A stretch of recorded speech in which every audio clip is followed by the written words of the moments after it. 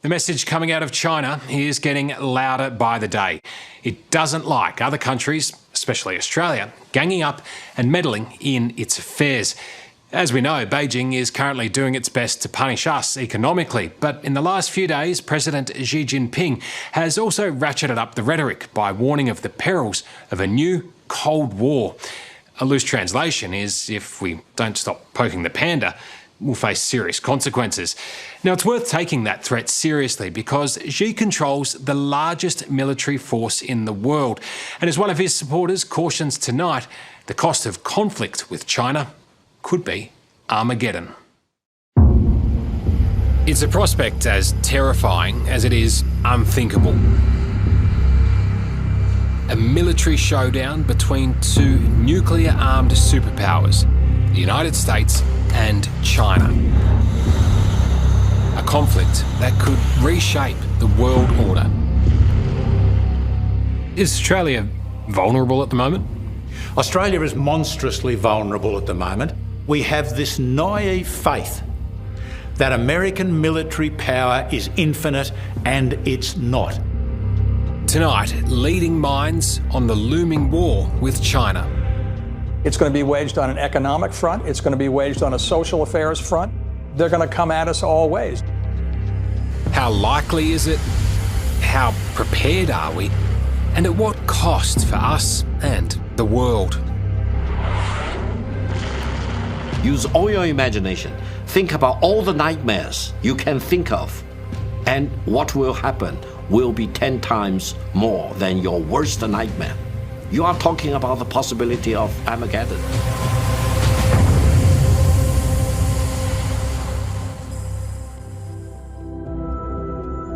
Taipei is a modern metropolis, capital of Taiwan, an island half the size of Tasmania, yet home to a population just about the same as all of Australia.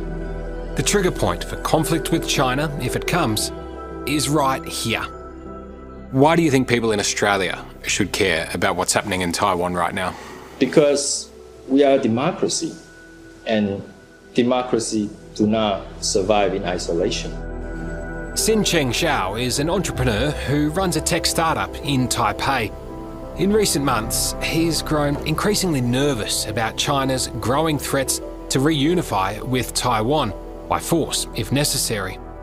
What is it particularly about Chinese rule that you're scared of? Number one is losing all your freedoms, right? Because Taiwan has been enjoying, our democracy and our liberties, our freedoms for the past few decades. And it is just unimaginable that, we would be reunified with an authoritarian regime and then surrender such freedoms. So, no, it's not an option. For Xiao and many other Taiwanese, the crackdown on democracy in nearby Hong Kong is a warning of what may be to come. They lost their basic right to vote, to elect their officials, to speak their minds, to protest. Hong Kong people just live under fear every single day. So we all hope that it doesn't come to this, right? Because Taiwanese would have to fight.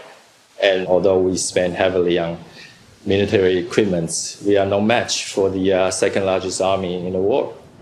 China is increasingly vocal about bringing what it views as a renegade province to heel, stepping up its warnings to the rest of the world not to meddle in its business. 请坐下。谁妄想这样干？ Anyone who dares try to do that will have their heads bashed bloody against the Great Wall of Steel, forged by over 1.4 billion Chinese people. President Xi Jinping's hard line at the 100th anniversary of the Chinese Communist Party in July was followed by a record number of Chinese fighter planes breaching Taiwanese airspace, more than 150 incursions over just a 4-day period. The question is, if China does make a move on Taiwan, will the US respond? Right now, the answer seems to be yes.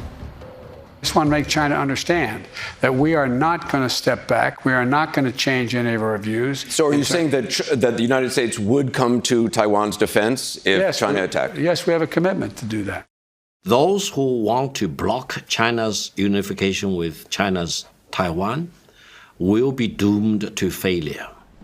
Victor Gao is an expert in Chinese affairs and an unofficial mouthpiece for the regime in Beijing. Vice President of the Centre for China and Globalisation think tank, he's a former diplomat who was the interpreter for Communist leader Deng Xiaoping. If the US does intervene in Taiwan and Australia supports them, what will happen to Australia? Listen, if Australia goes to fight together with the US soldiers in China's drive for reunification between China's mainland and China's Taiwan, then you are talking about the worst thing you can dream of. A war between China and the United States will soon escalate out of control, and that will be Armageddon, Armageddon, and Armageddon. And this is what I hope the Australian people will come to realize, that you need to deal with China with respect as much as you give to the United States.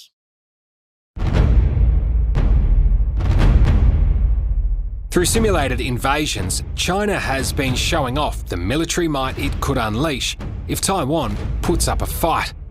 At the sprawling Zuraha training base in Inner Mongolia, troops are schooled in street-to-street combat in a mock Taipei.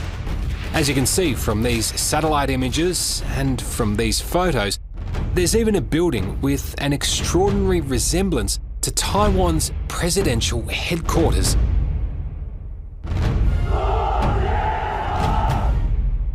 It's all designed to send a message. We are armed, we are ready, and we can make a move whenever we want. Let the Chinese people do their mission. Let China's mainland unite with Taiwan, and that will make the Chinese, the Americans, the Australians, and mankind as a whole happier and safer. You said Australia should show China more respect, but it sounds to me like you want Australia to kneel down before China and fear them. Absolutely not. I think China probably at the heart is a country of pandas. Do you really want to fear a panda? Do you think a kangaroo will fear a panda? Probably not. A panda probably will run away in front of a leg-kicking kangaroo. This is what we will get all the time from, as people say, the panda huggers. I believe that the Chinese Communist Party's aim is to be dominant in this region and perhaps dominant in the world. And this is a zero-sum game. It must remove America from the Western Pacific in order to be dominant in this region. Simple as that. Few have a handle on the strategic perils of the Taiwan issue, quite like Australia's former Major General, Jim Molan. A lot of experts are looking in the crystal ball at the moment, trying to figure out if and when there would be war over Taiwan. When do you think this is likely to all play out? Fundamentally, given the power that they have now in their military, they could act any time from now on. And that's what frightens me more than anything.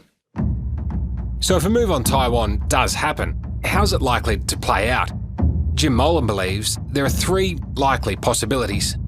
The first scenario is what I call the incremental model. China places a blockade around Taiwan, a no-sail, no-fly blockade, says to Taiwan, OK, well, you can happily go bankrupt Taiwan, and let's see what the Americans do. Now, the Chinese can back off if the Americans come through with overwhelming force, which I don't believe they can.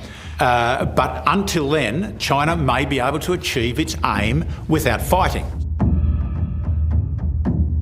The second scenario is a sudden attack, a Pearl Harbor type attack, to take out all the American bases in Japan, in South Korea and in Guam. And then they turn around and say to Taiwan, well, what do you reckon, Taiwan? Do you want to be destroyed by us? The third model is to do them both. The second China starts targeting US military assets, surely then it's a very slippery slope towards all-out nuclear war. No, I don't believe that's the case. America would be foolish, even though it may have suffered a tactical defeat,